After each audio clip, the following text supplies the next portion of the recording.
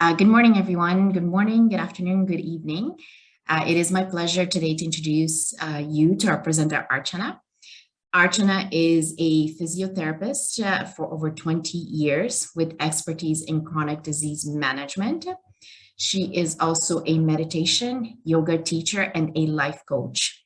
With her sound knowledge in healthcare and yoga, she has healed many hearts.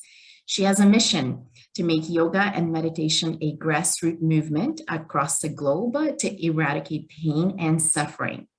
She is the founder of a not-for-profit organization, Beyond Intellect, which is based in Canada, and it has a vision of making yoga not only accessible, but also affordable to all. Since the start of the pandemic, she has conducted several free yoga camps virtually around the globe for over 3,500 adults. She also offers donation-based yoga sessions across the globe in 5 different time zones. She is passionate about spreading awareness for health and wellness for people living with chronic conditions like diabetes, blood pressure, stress, etc., and has successfully cured many from their symptoms. Archana has a master's in neuro rehabilitation, and with her knowledge and skills in the field of neuroplasticity, she has designed an innovative yoga and mindfulness programs for adults and children that beautifully amalgamates the traditional knowledge of the ancient science of yoga and meditation with neuroscience and evidence-based learning. Empowering individuals who have been subjected to stress and emotional abuse is also a large part of Archana's work.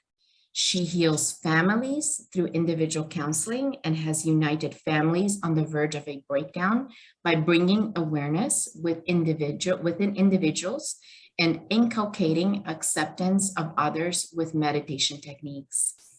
People who know her would describe her as a caring healthcare professional and a compassionate human being. As a mother of three children, with the work she is doing, she is an inspiration in today's world. Please welcome my friend Archana Arun. Take it away, Archana. Thank you. Thank you so much, Kiran, and thank you so much for joining everybody. It's my pleasure to be here and introduce to you the simple techniques which can modify our life tremendously. And I've been doing this work over many years now. And I'm confident that with today's session, you'll learn very, very useful techniques to deal with any kind of stress, pain, or hurt in your life. All right, so let's begin. So that's the disclaimer. This is not a treatment session. But definitely it'll help you heal and understand about yourself in a profound way. So let's begin with what is stress. Okay, so any situation in our life, we either perceive as stress, we either fight with that situation or we try to run away from the situation. This is a natural reaction. So stress is nothing but a normal biological reaction to a potentially dangerous situation. Now it's called potentially dangerous because it might not be dangerous, but you may perceive it as a dangerous situation. Because if you see in a family, no two people will react to the same situation in a similar way. One person might take more stress, the other person might not take any stress. So stress is also relative based on how you perceive that dangerous situation. And it's a response. It's a natural chemical response in our brain. And that is sometimes beyond your control because it's a natural response. But it has been called the health epidemic of the 21st century by World Health Organization, because especially after the pandemic, people have been isolated and the stress level has gone up a lot. So let's see some facts about stress. So work is the leading cause of stress, and 1 in 4 Canadians quit their job because of stress. I'm in Canada, so I've taken the stats from Canadian stats, but it's common across the globe. These facts, what I'm presenting, work is a leading cause of stress in our life most of the time. Men and women react differently to stress. Men have higher rate of addiction, like screen addiction, alcohol or drugs, whatever. They're more prone towards addiction. And women have higher rate of mood and anxiety disorders. That means they pent up the emotions in their heart. They're not able to verbalize. So internalizing the stress in women is more common. They have different coping mechanisms based on different hormones and chemicals in the males and females. But there's also a thing that women also seek active help, whereas men, they don't seek active help. That's also there according to the research. 50% of the stress happens under the age of 40, and childhood or teen years is the most common duration during which the stress starts to develop, because at that time children are trying to explore the world, create an identity, and sometimes when they are stressful situation in their life, they don't get enough support from their peers or even from the parents, the stress develops. They're not able to cope up with things. And the chronic diseases like diabetes, thyroid, blood pressure, any kind of stress-related mental health issues.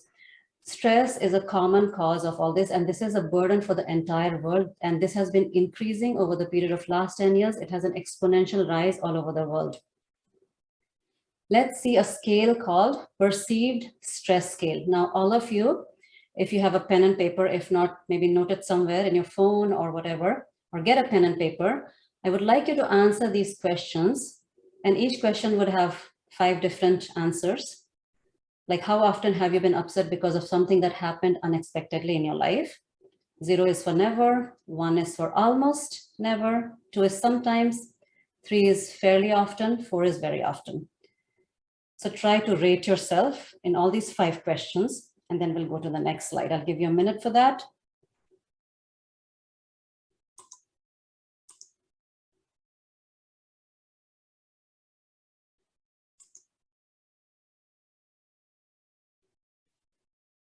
Try to be genuine, like whatever you really felt rather than what you think you would feel.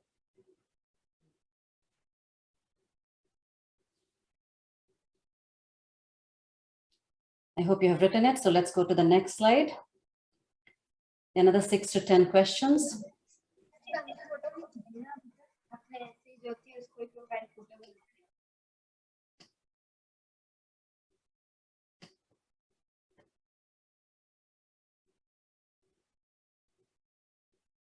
So you write the question number and the answer beside it.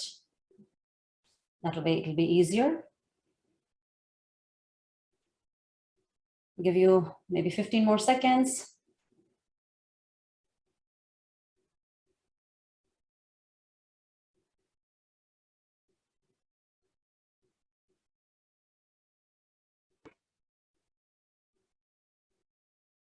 All right, let's go to the next slide. Now reverse the score of your questions 4, 5, 7, and 8.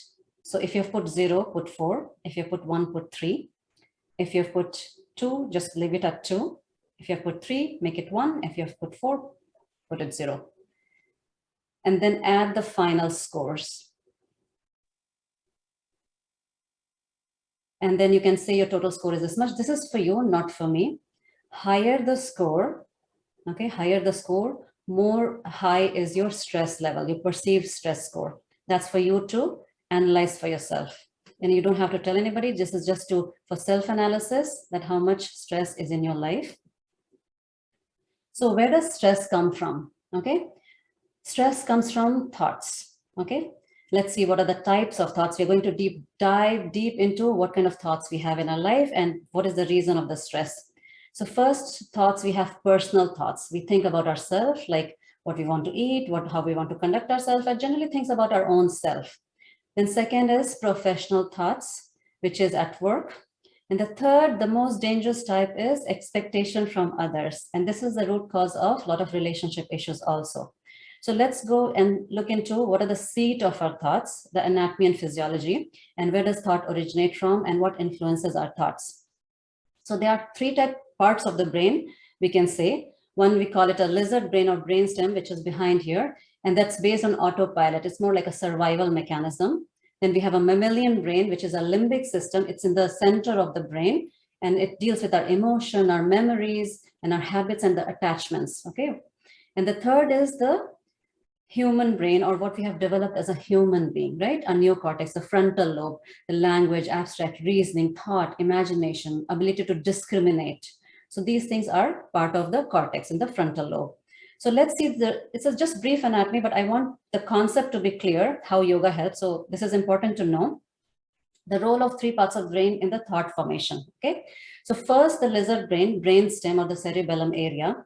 It's usually dependent on the senses. In Sanskrit, it's called Shabd, Spars, Roop, Rasgandh. So all the 5 senses, we dwell on that. All the stimuli comes from outside and we react to it. It's either we try to run away from the situation, or if we like it, we go towards the situation.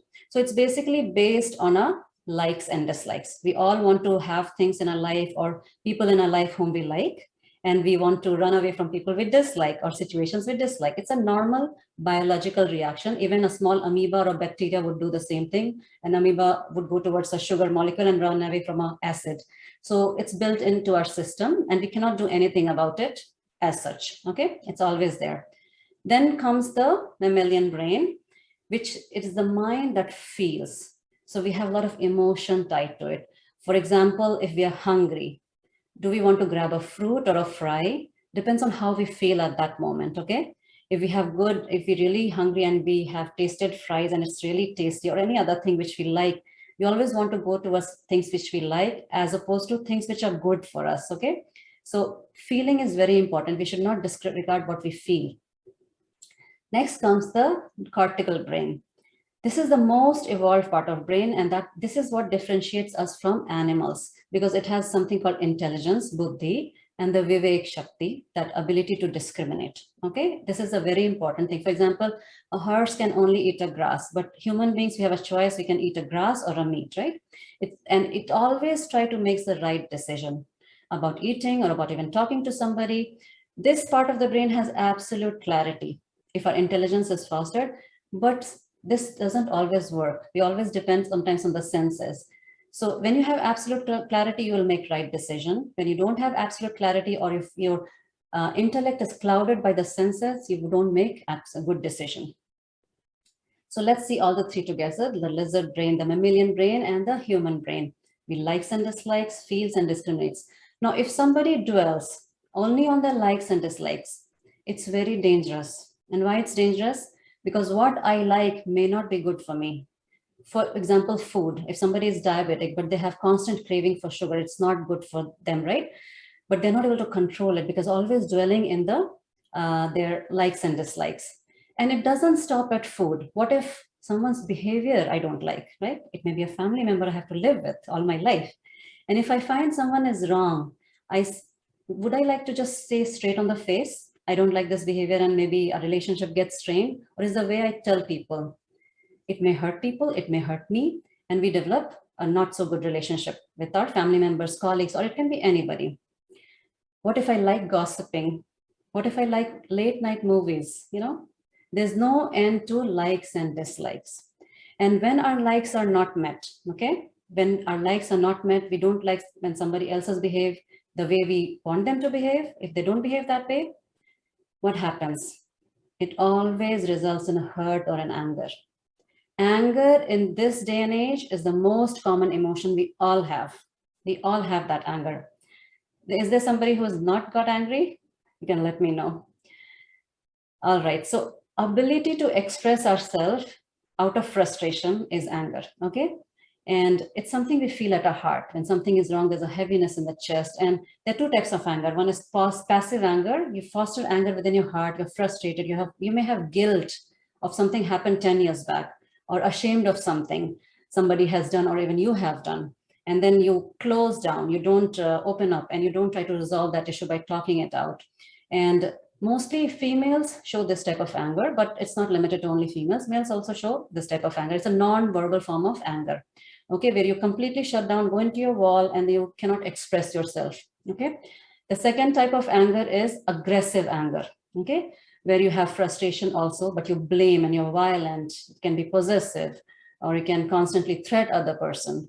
And this is the type of anger which I've seen over the decade, very common in children as young as 7 or 6 year old. It's becoming very common these days. Peer pressure, all those things in younger children, it's going on increasing. Everything stems from the thoughts, okay? Let's come back to the thoughts. So thoughts are generated, impulses from outside enter our mind, and that's how the thoughts and the stress is generated. 1 second. So write down certain things in your diary if you have a journal, that what are the sources of your stress? Okay, let's make it an interactive session. Just write a few points, okay? And see if you can pinpoint your stress. Just give you a minute for that.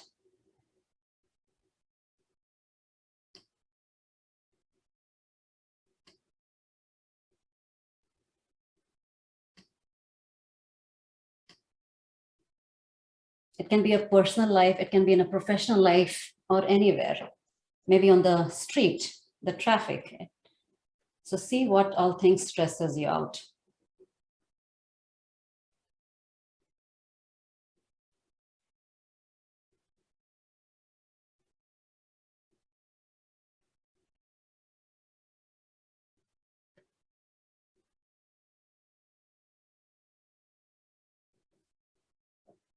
Okay, let's talk about what types of impulses we enter our mind from outside. So impulses can be in the form of, it can be in the form of food, what we eat can be impulse. Every food has an energy life or shelf life. It's based on the ingredients, what you intake in your body, right? That is a major part that constitutes our mind also. Not only the physical body, but food also enters into our mind. And how we eat the food also enters our mind. What we hear, what we see. So these days, there are a lot of back-to-back screen watching, especially in the pandemic. People have watched back-to-back a lot of Netflix and other social media, and everything enters our mind. Even though you don't think of it consciously, subconsciously, those things are within our mind and they go into our emotions also. So what we hear and what we see also generates our thought or an emotions. So, and what we see at home also, suppose there's a father who's a constant chain smoker, the child sees that. So it's highly likely that the child also becomes a chain smoker. It's not always the case. Sometimes it goes opposite too. But if a parent has a habit, or if a parent gets anxious or is very angry, it's likely that children also take that path. Okay. So let's see. Sleep, how you sleep, what time you sleep, do you have a regular sleep pattern, is also affecting our thoughts. There are a lot of chemicals in our brain that are generated with a good sleep, and there's some chemicals which are generated because of not so good sleep. There's a toxins build up in the brain due to lack of sleep. And there was a research done that people who work in shift, especially late night workers, they have more toxicity in the brain. And also they have more, they choose food mostly not so healthy. So they're more likely to eat junk food when late night shift workers. And they're more likely to get chronic diseases also, okay, because of the irregular sleep and food habits. Then breath. How we breathe has a great impact. I cannot emphasize it enough on our nervous system and generating our thoughts. So when you have anxiety or somebody having a panic attack, they can breathe very shallow, okay? When you're relaxed, you breathe deep in a natural way. So the opposite is also true. By breathing properly, you can get relief from all your panic and anxiety as well. Both are true. So breath has a very important role. And that's what we're going to see in the practical session today, how your breath can affect your mood and nervous system also. So let's see how yoga helps our body and our mind. So thoughts are constantly coming and hitting our brain from all the direction, what food we eat, what we see and hear, and they translate into three main things: sensation, emotions, and the thought is generated. And then all this sensation, emotion, and thought always leads to an action, majority of times, okay?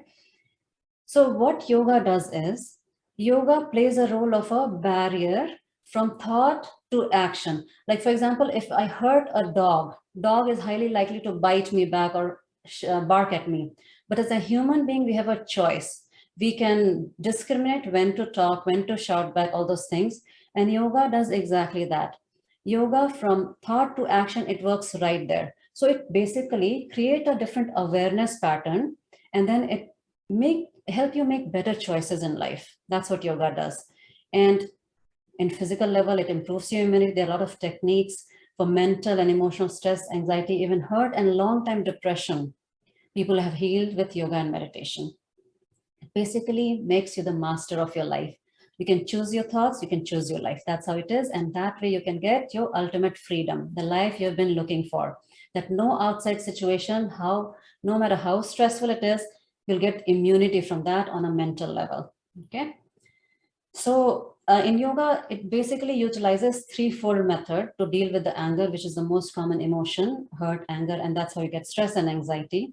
First of all, it has techniques in which we can teach you restraining. It restrains your action on the physical level, like all the action gets very coordinated. Then your speech gets coordinated after you practice yoga for a long time and follow the techniques. And then meditation, which is the slightly higher stage of yoga, also create an awareness within you that you're not affected by any outside situation. It's a slow and steady process. And it's not that you do 15, 20 minutes of meditation and you don't do any other practices of yoga, it'll help you. It doesn't work that way. Yoga has a lot of steps and you have to follow all steps. And we'll see how many steps we have in yoga.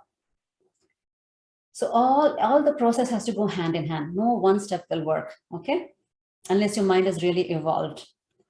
So earlier we used to live like cavemen, running away, eating whatever. But more and more research, so many thousands of research have been done lately, and especially in the West and the US, I think there's a Harvard University, there's a whole department established for meditation, and they have found, and these words I'm taking from literature, these are not my lines, that meditation and yoga helps with deal with loneliness, ends depression, okay? Meditation improves memory, learning, people become more kind and compassionate, emotionally intelligent brain. And with intelligence, I don't mean getting good marks in school. Intelligent living is only by making the right choices, okay? And controlling what impulses goes in your brain and controlling what stays out. Basically, it makes you a transformer rather than a reactor. You start responding to a situation rather than reacting to a situation. And insomnia, which is sleeplessness. I've carried out several workshops in which people who have not been sleeping for days, they have slept after few days of all the techniques. So it really works. And that's why probably yoga has survived, because it doesn't need an ad, right? No advertisement needed for so many thousands of years it has survived. So let's see deep into what are the basic practices in yoga. And this I'm taking from Patanjali. Maharshi Patanjali was a sage who first gave this eightfold technique. And normally we see yoga or feel yoga is a exercise, or it may help in calming your mind. That's all most of the people think about yoga. But yoga is not an exercise. It's not a way to calm mind. It's not for weight loss. These are all the side effects of yoga. Yoga is totally something else.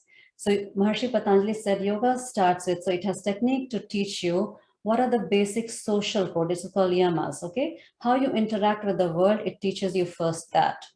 Then you have some self-discipline, what you should inculcate, how you should get up, how you should sleep, how you should behave within your own self, what niyamas you should follow. Yoga teaches you that. Then comes the asanas. Asanas is of no value, the basic posture, if you don't follow the yamas and niyamas in life, okay? And then comes the pranayam. Pranayam is working with your prana, and we use pranayams, the breath work, to do that. The next step in yoga is pratyahar. Pratyahar is something like sensory withdrawal, and I have put that as a valley between two mountains because it's really a valley. Senses are the most difficult thing to control, okay? Because senses are going outward. We all see outside, hear outside, everything comes inside. And we are a very physical people. We like interacting with people. So everything goes inside.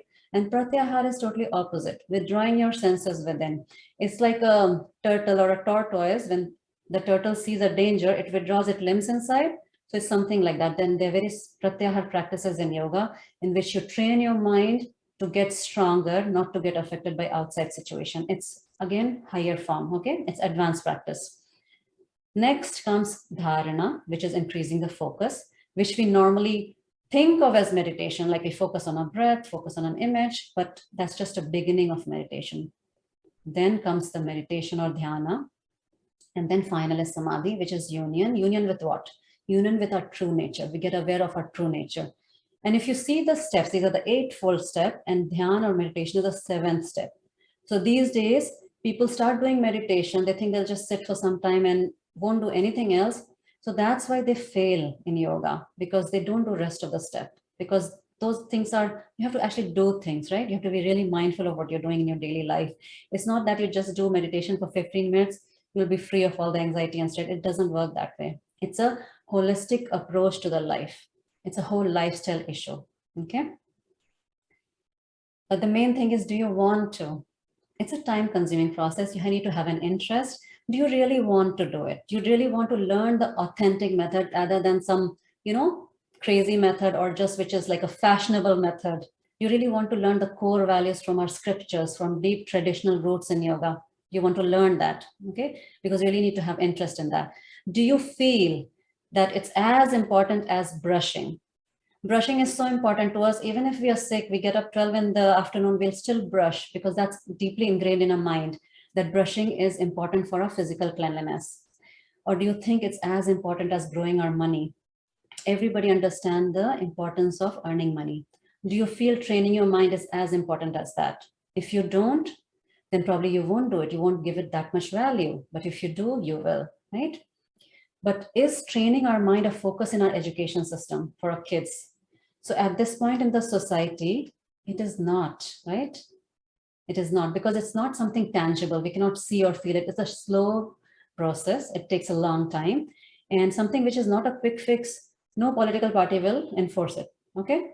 Maybe some will. Maybe it is coming gradually, but there's no instant gratification. We all want instant pleasure, instant gratification these days, everything in the tips of our fingers. But yoga is not like that, okay? It takes time, it takes patience. You have to build in, change your cell every time, change your nervous system. It's just a slow process.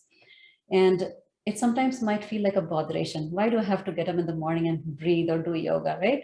So, and it's maybe not in a family culture, not yet, right? We don't have enough example. Not even our parents do that on a regular basis for majority of us. So not in our leaders also, they're not enough examples. So here in the corporate sector, if you are more stressed out, you're more successful. That's kind of a norm here. You always feel stressed out. You feel busy. Busy is the new norm. Oh, I'm so busy. I'm so much of stress in project management and things like that. That has become a norm. So what we see our leaders doing, we follow the same. Oh, everybody is stressed out. Stress is a normal phenomena. It's not. It should not be, right? We should not normalize it. These days, teenagers get so much of stress. We should not never normalize stress, okay? Especially if it's creating problems within. I'm telling you, if you can retrain your mind, you can take control of your life, okay? And the power lies within you. So meditation, methods of meditation starts with building focus, and we can use any of the points of meditation like your breath, your sound, it can be, or a form, and they can be a formless meditation, like without any object, just being aware of your thoughts, aware of the present, which is but a higher level of meditation technique. You can do in a group setting, but meditation or the journey of yoga is always alone. It's your own journey, it's your own path. And there's no cookie cutter approach. That means not one size fits all. You can find one method better. That doesn't mean the other method is not good. It might be better for somebody else. So that's why it's very subjective. It depends on your temperament, your mind. Every method is not suitable for everybody. And again, the object of meditation, all the steps of the yoga, okay? Like you can use a pranayama, you can use hatha yoga, you can read scriptures, whatever it is. It's not the goal of the meditation. Like you don't want to be a very good person doing pranayama or doing a particular headstand. That's not the goal. Those are just means to the goal. Goal of yoga is something else, higher, okay? So here I'm talking on phone with my mom, okay? But I can use any phone. I can use an iPhone.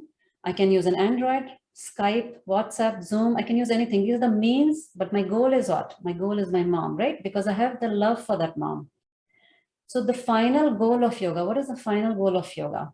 Final goal of yoga is the awareness of that union with the self, which is our true nature, which is also called in Sanskrit as Atma or Paramatma. It can be called Ishwar. It's a consciousness, right? It's a supreme consciousness, which is within us. It's not somewhere out there. All our rishis and munis have said it's within us. It's our own true nature. So that's the final goal of yoga, which is samadhi. Be aware of that consciousness all the time, being in this present moment. It's something like when you churn a cream or a milk, you get the butter from inside, right? So that butter is within that milk. So similarly, that Ishwar and the Bhagavan is within us, and yoga is the churning process, that taking out the divine of the human being, okay? So everything is within us, that supreme consciousness is within us, and we have to take out through the process of yoga. In that process of yoga, get a lot of side effects like calmness of the mind, weight loss, relief from any kind of stress. Like there are multiple advantages of following the path of yoga, but the goal of yoga is this, okay? Now let's go over myths about yoga, okay? First of all, yoga is a religion.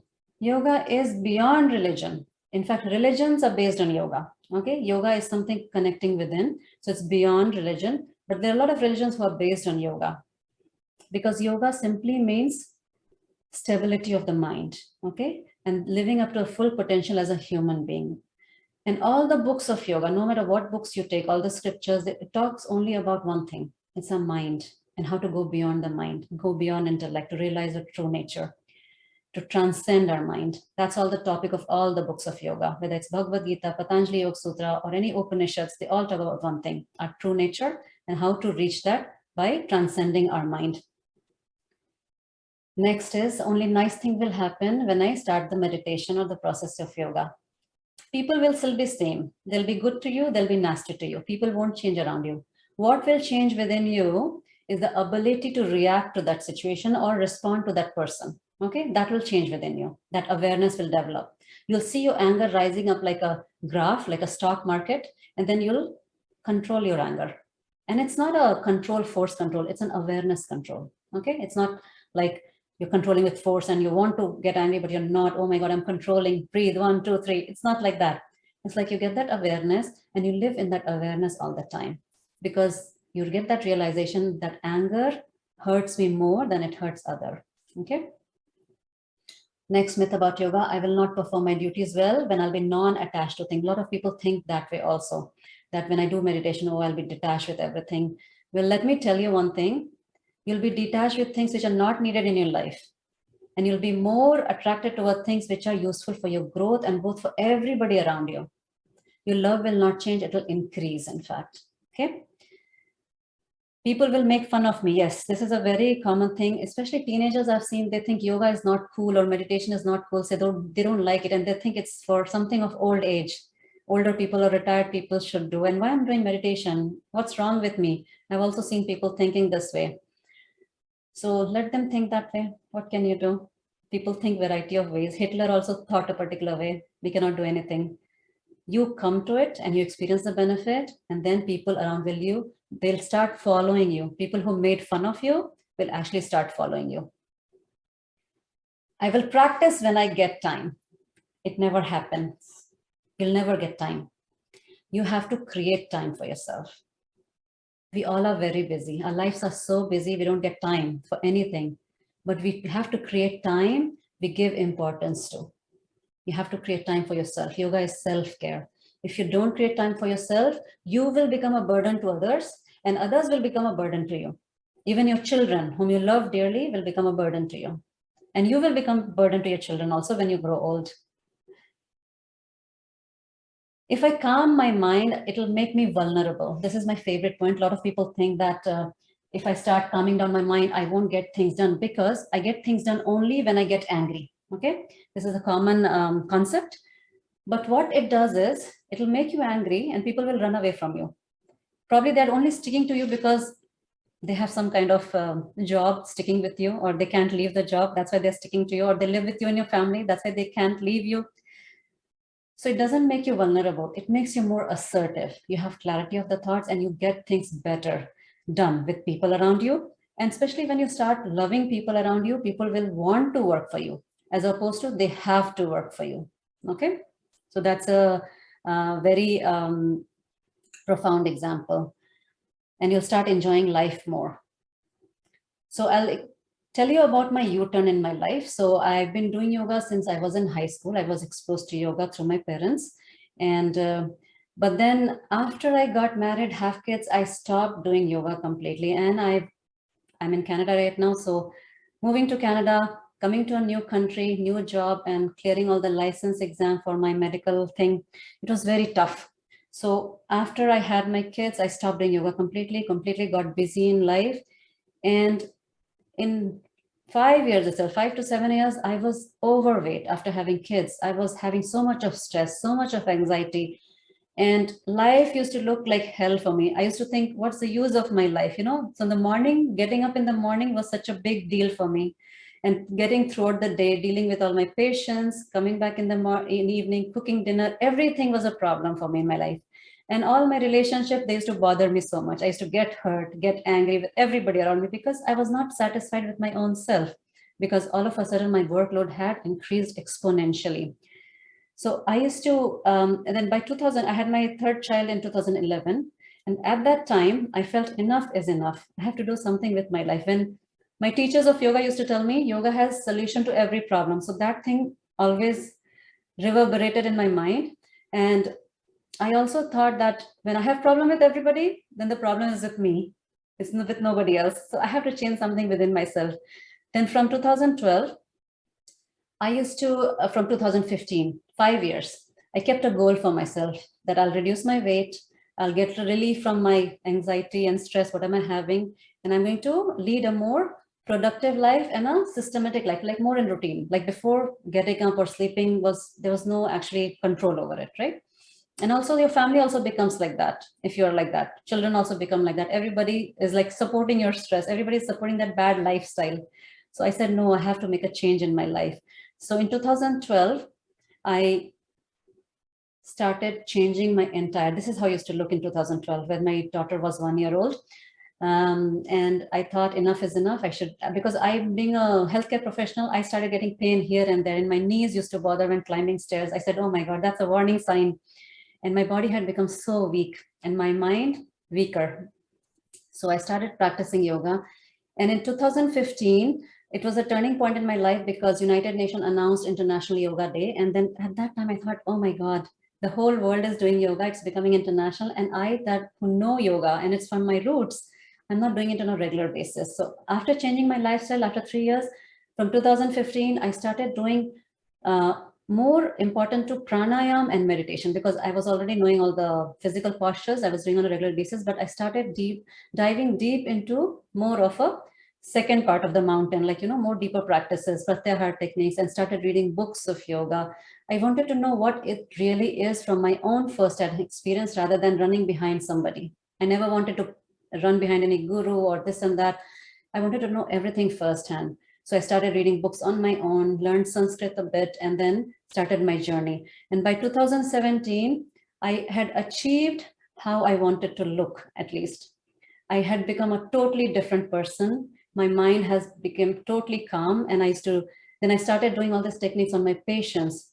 And in 2017, another thing happened is that in my clinic, I had a 14-year-old girl come with some kind of calf muscle pain without any origin. And on digging deeper, taking note of the history and all, I found that this little girl, 14-year-old, had depression, okay? And she was a gifted child. Gifted means like super intelligent. That day, I was so disturbed. I said, what kind of society we are living in that our children are going into depression? They're committing suicide, okay? Then from there, I started doing yoga practices because I was already seeing benefit in my patients. So I thought from that time that I'll do outside my patients. I started doing with my colleagues, and then I established this Beyond Intellect and started spreading out the knowledge of yoga in a holistic way, not as a business, but as a compassion for others so that they can benefit for whatever benefit I got from this whole practice. So for you, whoever is watching right now, write a long-term goal for yourself, maybe a 5-year goal, okay? Don't go for a short-term goal because it won't work. But in short term, after you put your long-term goal, I'll give you 15 seconds to do that. If you don't have a pen and paper, maybe just think in your mind, how do you want to see yourself in the next 5 years? Where you want to be? What kind of job you want to do? What kind of people you want to hang out with? What you want to do? What is your goal of purpose of life, next 5 years? And write a few short-term things you're going to do that will help you achieve your goal. That means your steps, what you're going to do today. It can be a change of habit, some discipline you want to inculcate, some kind of routine, personal or professional. Give you another 10 seconds to write that. Think about it.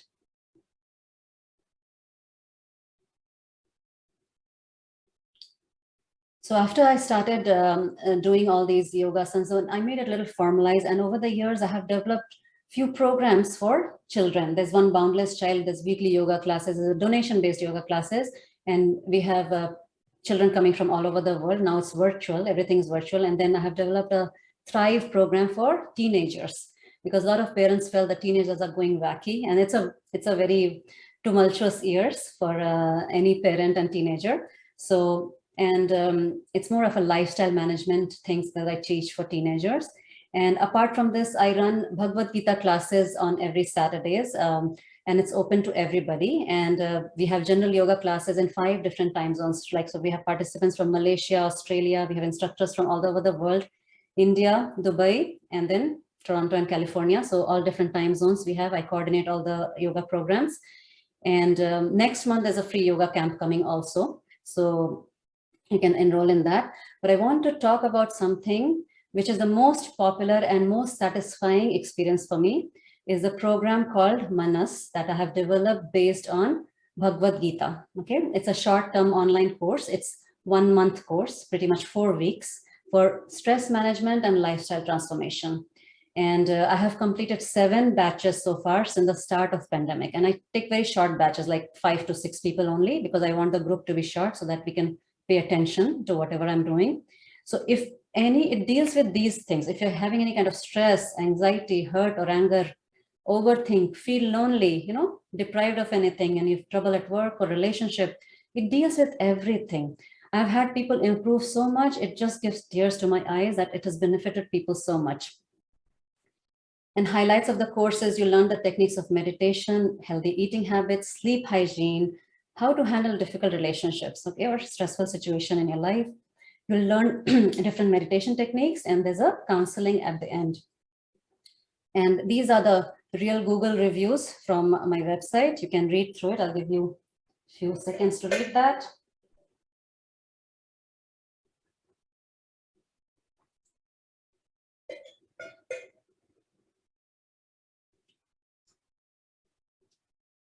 So this is one course which has benefited me more than any of my participants, because it has also helped me grow.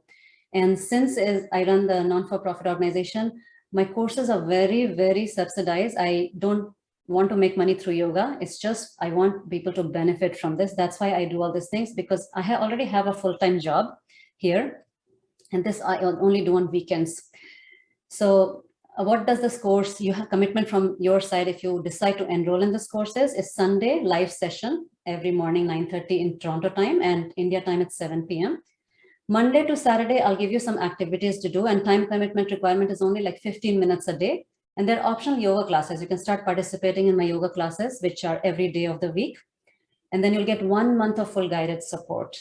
So that's what the whole course is all about. And this is the price point. And normally the price, if you see here, I don't know about India, but here in North America, any such kind of courses range in thousands of dollars. But I just want to slash everything and just present so that it becomes affordable to everybody. They say even less than what people normally charge for regular yoga classes, okay?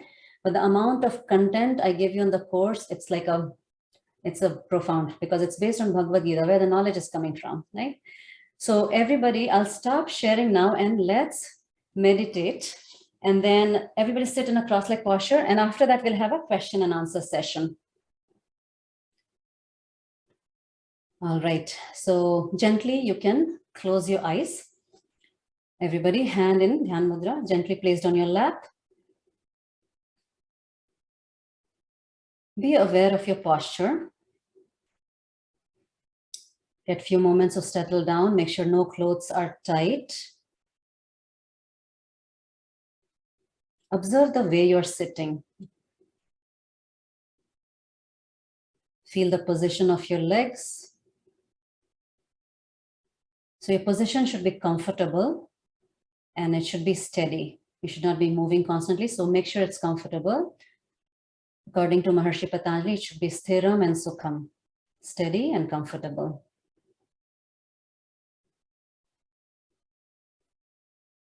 Make sure you're sitting equally on both sides. Your spine comfortably erect. Head and neck straight. Chin parallel to the floor. And your tongue is very lightly touching the upper palate behind the upper set of teeth. That's a normal resting position of the tongue. And your jaws are unclenched. It should be actually floating on top of each other. Eyes very gently closed. And feel all the tension melting away from your facial muscles. Inhale and exhale. Feel the temperature of your air entry. When we breathe in, the cool air enters the nostrils. So feel that coolness within your nostrils.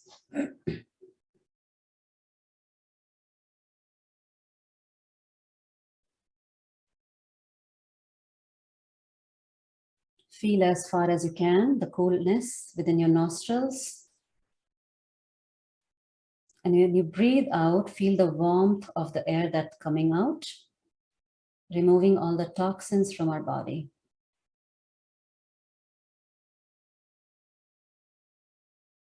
When you breathe out, make sure your tummy is going in, your stomach contracts inward. And when you breathe in, your stomach expands like a balloon. This is deep diaphragmatic breathing.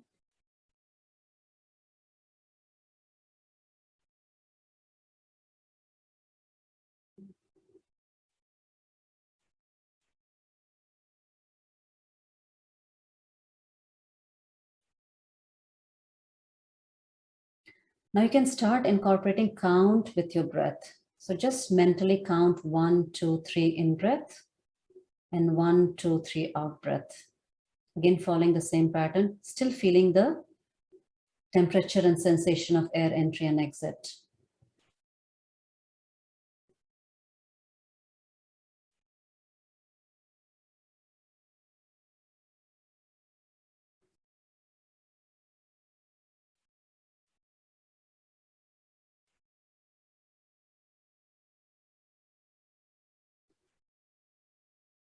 Now, when you exhale, I want you to increase the count to 5 and focus on your stomach as it goes in. So while inhaling, focus on your nose. While exhaling, focus on your stomach. So 1, 2, 3, inhale. 1, 2, 3, 4, 5, exhale.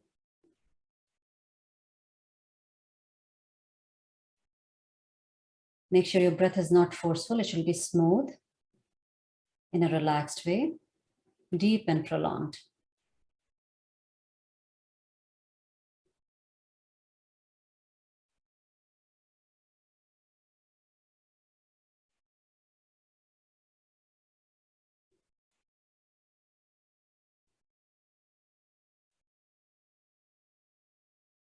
As you're breathing, let's contemplate on a thought that, who am I? Am I this body that is breathing? Or am I the mind that is thinking? Who am I? Or am I a different roles that I play in my life? Am I a parent or a child, a friend, a sister or a brother?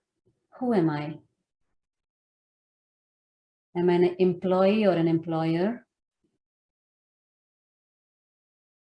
Am I a citizen of a country? Am I a person belonging to a religion or a caste? Who am I? Or am I the energy within that plays different roles, that has different identities in the world?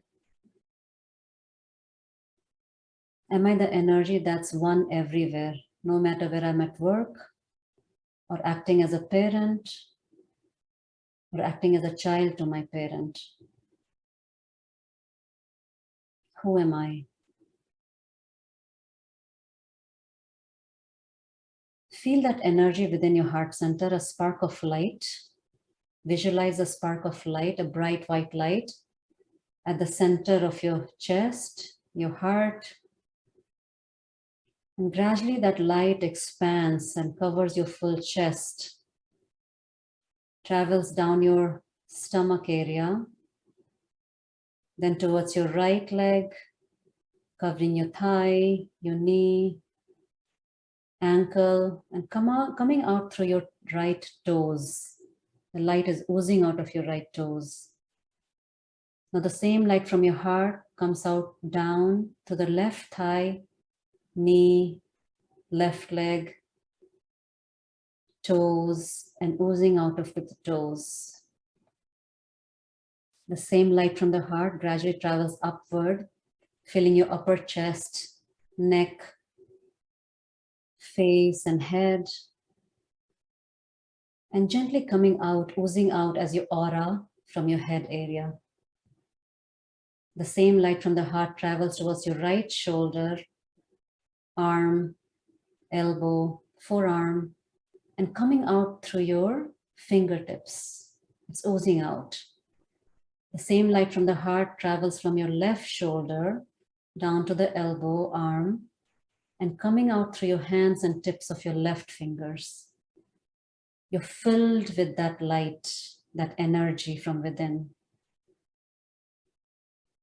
We are an energy. We just have to realize that. And once we are full with that energy comes out through us by default. There's no other way out. And then we change the life of others. Take a deep in breath and a deep out breath. On your next in breath, we'll finish with 3 Om. So take a deep in breath. Om.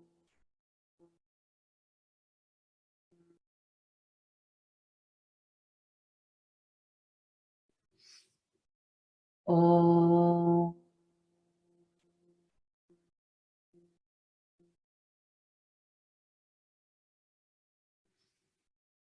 Om. Sit in silence for next 30 seconds. Just feeling that energy within. And just mentally repeat whatever I'm saying. I thank myself for coming here to invest some time for my body and my mind. I understand that self-care and taking care of myself is the first responsibility that I have. Only when I'm healthy and happy, I can not only take care of my work, but I can take care of everybody around me. I promise myself that I'll make self-care the top priority of my life. Because my life starts with me. Rub your hands together. Generate slight warmth within your palms, the energy within coming out through your hands. And when your hands are sufficiently warm, just gently press your eyes, feel the deep dark space in front of your closed eyes, and feel the vastness within. Everything is within us, the whole universe is within us. Rub your face, rub your neck, your chest, your legs, and your arms. Back in Namaskar position. Thank you so much. I'm open for any question or discussion right now. And I'll stop recording. Thank you so much for being here today.